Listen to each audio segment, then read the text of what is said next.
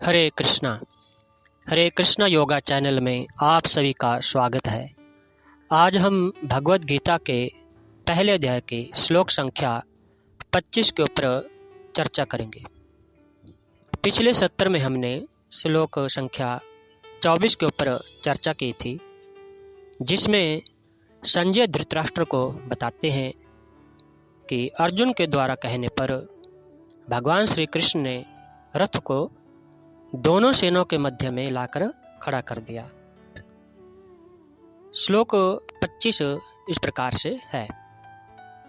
भीष्म द्रोण प्रमुखता सर्वेषां च महीक्षताम् उवाच पार्थ पश्यतान् समवेतान् कुरुनिति। शब्दार्थ: भीष्म पितामह, द्रोण गुरु द्रोण प्रमुखता के समक्ष, सर्वेषां सबों के, च भी, महीक्षताम संसार भर के राजा, उवाच कहा, पार्थ हे पृथा के पुत्र, पश्य देखो, एतान इन सबको, समवेतान एकत्रित, कुरु वंश के सदस्यों को, इति इस प्रकार। अनुवाद: भीष्म, द्रोण तथा विश्व भर के अन्य समस्त राजाओं के सामने भगवान ने कहा कि हे पार्थ, यहाँ पर एकत्र सारे कुरुओं को देखो। तो इस श्लोक के ऊपर हमारे आचार्य श्रील ऐसी भक्तिवेदांत स्वामी प्रपाद जी बहुत ही सुंदर तात्पर्य और अपने प्रवचन में इस श्लोक का भावार्थ समझाते हैं।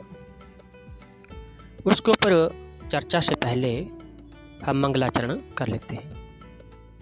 ओम अज्ञानतिमिरन्धस्य ज्ञानाञ्जनशलाकया चक्षुरुन्मीलितं येन तस्मै श्रीगुरुवे नमः। श्रीचैतन्यमनोभीष्टं स्थापितं येन भूतले स्वयंरूप कदा मह्यं ददाति स्वपदान्तिकं। वन्देऽहं श्रीगुरु श्रीयुतपदकमलं। श्रीगुरून् वैष्णवांश्च श्रीरूपं साग्रजातं सहगण रघुनाथान्वितं सजीवं साद्वैतं सावधूतं परिजनसहितं कृष्णचैतन्यदेवं श्रीराधा कृष्णपादान् सहगण ललिता श्रीविशाखान्वितांश्च। हे कृष्ण करुणा सिंधु दीनबंधु जगतपते गोपेश गोपिकाकांत राधाकांत नमस्तुते। तप्त कांचन गौरांगी राधे वृंदावनेश्वरी वृषभानुसुते देवी प्रणमामि हरिप्रिये। वाञ्छा कल्पतरुभ्यश्च कृपा सिन्धुभ्य एव च पतितानां पावनेभ्यो वैष्णवेभ्यो नमो नमः। जय श्री कृष्ण चैतन्य प्रभु नित्यानंद श्री अद्वैत गदाधर श्रीवासादि गौर भक्तवृंद। हरे कृष्ण कृष्ण कृष्ण हरे हरे, हरे राम राम राम हरे हरे। हरे कृष्ण। युद्ध के लिए एकत्र हुए इन कुरुवंशियों को देखो।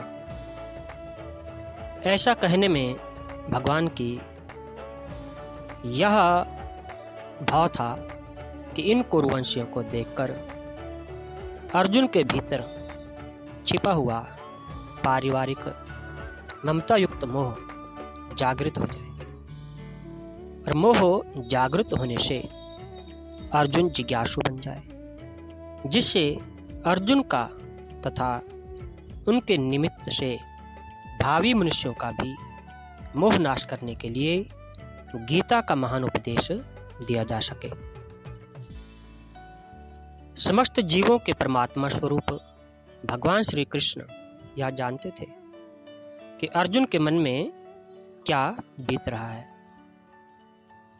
इस प्रसंग में ऋषिकेश शब्द का प्रयोग सूचित करता है कि वे सब कुछ जानते थे इस प्रकार पार्थ शब्द अर्थात पृथा या कुंती पुत्र भी अर्जुन के लिए प्रयुक्त होने के कारण महत्वपूर्ण है। मित्र के रूप में वे अर्जुन को बता देना चाहते थे, क्योंकि अर्जुन उनके पिता वसुदेव की बहन पृथा का पुत्र था। इसलिए उन्होंने अर्जुन का सारथी बनना स्वीकार किया था। किंतु जब उन्होंने अर्जुन से कुरुओं को देखो कहा तो इससे उनका क्या अभिप्राय था? क्या अर्जुन वहीं पर रुककर युद्ध करना नहीं चाहता था? कृष्ण को अपनी बुआ पृथा के पुत्र से कभी भी ऐसी आशा नहीं थी। इस प्रकार से कृष्ण ने अपने मित्र की मनस्थिति को समझा और पूर्व सूचना परिभाषवश दी है। भीष्म द्रोण प्रमुखता सर्वेषां च महिष्ठाम्। उस रथ को भी भगवान ने बड़ी ही चतुराई से ऐसी जगह खड़ा किया जहां से अर्जुन को पारिवारिक कौटुंबिक संबंध वाले पितामह भीष्म, विद्या के संबंध वाले आचार्य द्रोण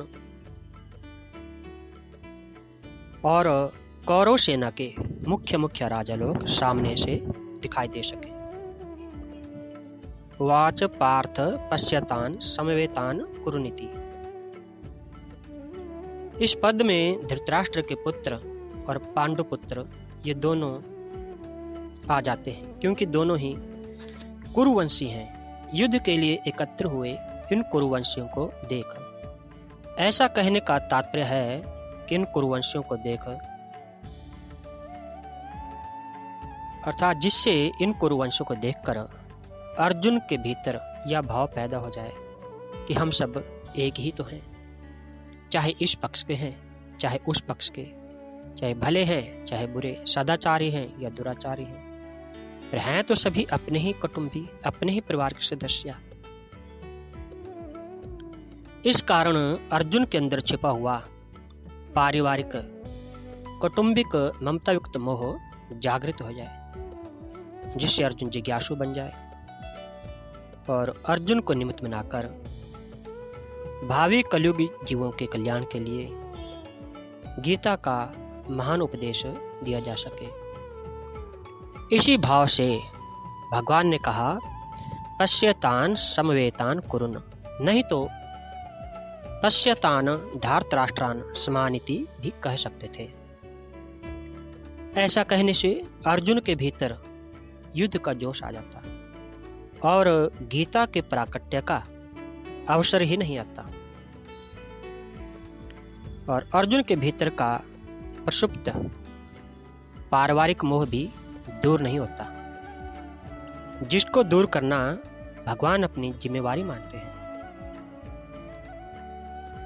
जैसे वैद्य लोग पहले अगर किसी को फोड़ा हो तो उसे पकाने को चेष्टा करते हैं, जब फोड़ा पक जाता है तो चीरा देकर साफ कर देते हैं।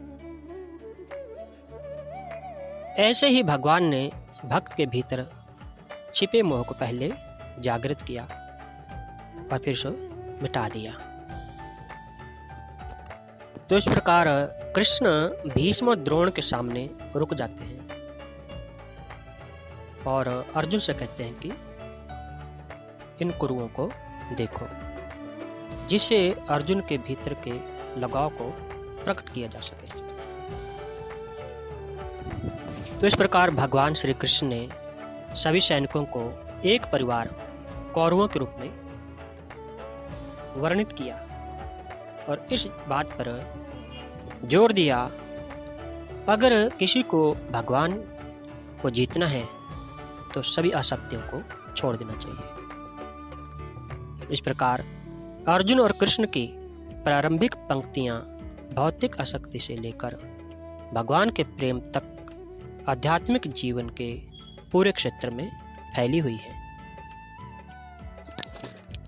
तो इस प्रकार अर्जुन के कहने पर भगवान श्री कृष्ण ने रथ को दोनों सेनाओं के मध्य में भीष्म द्रोण के सामने लाकर खड़ा कर दिया और अर्जुन से कहा कि इन कुरुओं को देखो।